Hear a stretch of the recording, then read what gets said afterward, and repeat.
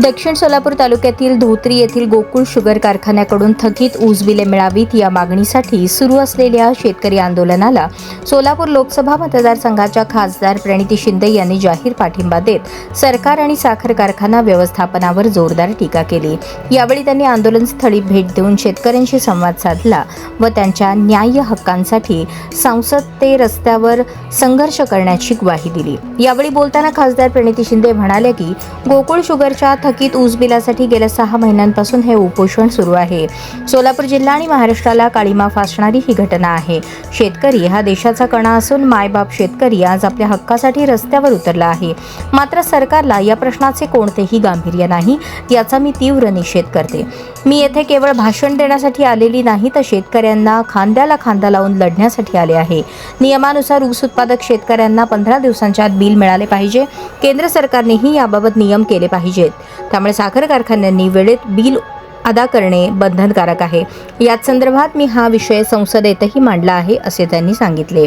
आंदोलनात सहभागी झालेल्या काही शेतकऱ्यांची प्रकृती खालावल्याने त्यांना रुग्णालयात दाखल करावे लागल्याची खंत व्यक्त करत खासदार शिंदे म्हणाले की ऊस बिलासाठी शेतकरी मायबाप आज रस्त्यावर उतरला आहे। एका बाजूला खतांच्या किमती वाढल्या आहेत, डिझेलचा तुटवडा आहे, सिंचनासाठी पाणी सोडण्याबाबत अनिश्चितता आहे, पीक विमा मिळत नाही आणि त्यातच ऊस बिलाचा प्रश्न निर्माण झाला आहे। दुष्काळात 13वा महिना अशी परिस्थिती शेतकऱ्यांवर ओढावली आहे। शेतकऱ्यांच्या मतांमुळे निवडून आले आहे, त्यामुळे शेतकरी संकटात असताना त्यांच्या पाठीशी खंबीरपणे उभे राहणे ही माझी जबाबदारी आहे। तुमची ही लढाई मी लढणार असून तुम्हाला न्याय मिळवून देण्यासाठी शेवटपर्यंत संघर्ष करेन। आम्ही तुमच्यासोबत आहोत आणि शेतकऱ्यांच्या प्रत्येक प्रश्नासाठी गल्ली ते दिल्ली आवाज उठवणार आहोत, असे आश्वासन खासदार प्रणिती शिंदे यांनी दिले।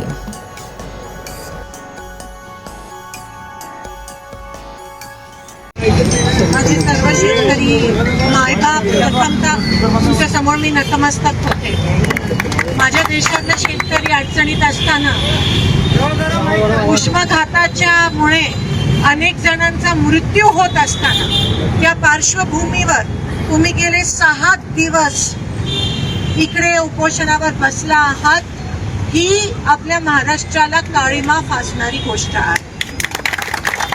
या देशाचा, या महाराष्ट्राचा कणा माझं शेतकरी मायबाप काही पाणी न पिता, काही अन्नाचा एक त्या ठिकाणी काही न खाता इथे बसलाय आणि सरकारला ह्याचा अजिबात जाणीव नाहीये ह्याची, त्या गोष्टीचा मी निषेध करते। खरं तर ही व्यासपीठ ही राजकारणाच्या पलीकडची आहे। ही व्यासपीठ ही माणुसकीची व्यासपीठ आहे। इकडे येऊन भाषण देणं ही आमची संस्कृती नाही आहे, पण शेतकऱ्यासोबत खांद्याला खांदा लावून त्याची लढाई, याला न्याय मिळेपर्यंत लढणं ही आमची संस्कृती आहे।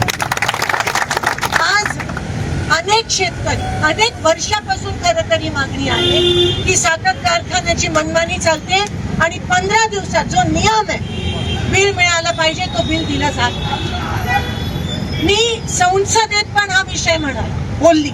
मला बरेच लोक म्हणाले की संसदेतला विषय, मी म्हणाली संसद दिल्ली सरकारने ठरवलं, केंद्र सरकारने ठरवलं आणि नियम काढला, तर ह्यांना बळजबरी द्यावंच लागेल 15 दिवसात, आणि म्हणून मी तो विषय संसदेत मांडलेला। पण हे सरकार निगरगट्ट सरकार आहे। मी म्हणते राजकारण करायची गरज नाही आहे, पण वस्तुस्थिती ही आहे की सरकार निगरगट्ट आहे। शेतकऱ्याच्या जीवावर निवडून आलेले आज शेतकऱ्यांकडे पाठ फिरवण्याचा पाप करत आहे। गाळपचा परवानगी नसताना पण गाळप कसा होतो, आता माझे दादा म्हणाले या ठिकाणी